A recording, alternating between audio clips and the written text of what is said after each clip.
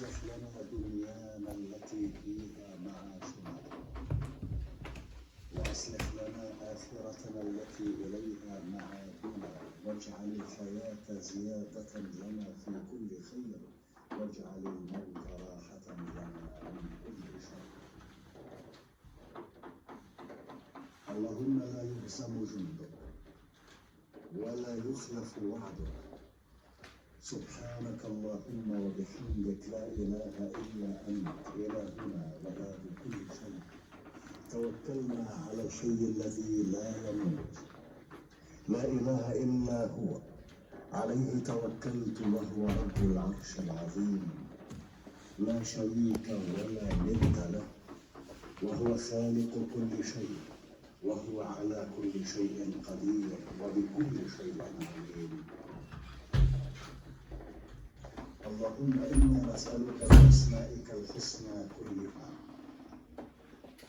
وباسمك الأعظم وبكلماتك التامة أن تجعلنا من عبادك الصالحين الفائزين بجنة النعيم، والذين لا خوف عليهم ولا هم يحزنون، وأن لا تدع لنا ذنبا إلا غفرته، ولا دينا إلا قضيته، ولا هما إلا فرجته، ولا مريضا إلا عافيته، ولا سائلا إلا أجبته، ولا حاجة إلا قضيتها وأنت راض عنا بيننا.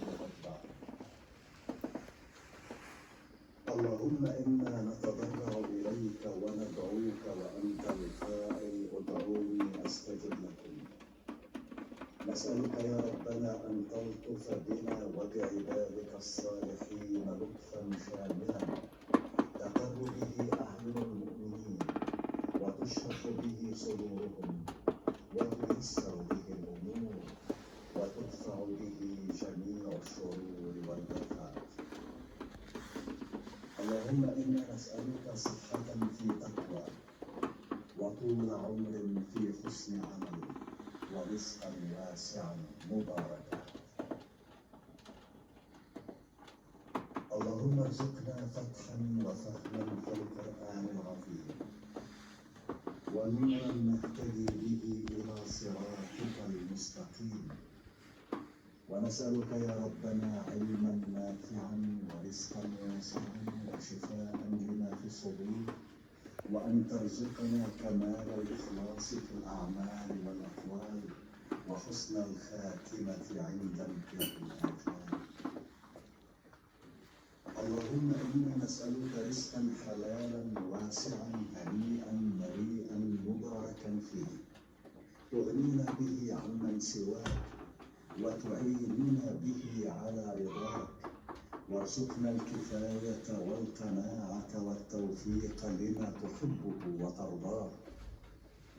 اللهم إنا نسألك علما نافعا وعملا صالحا متقبلا عندك، ورزقا حلالا مباركا فيه، وطول عمر في مرضاتك، وسلامة في الدارين، وفرجا عاجلا ومخرجا من كل ضيق وشدة، وسترا جميلا ونصرا عزيزا وشفاء من كل داء وسقم.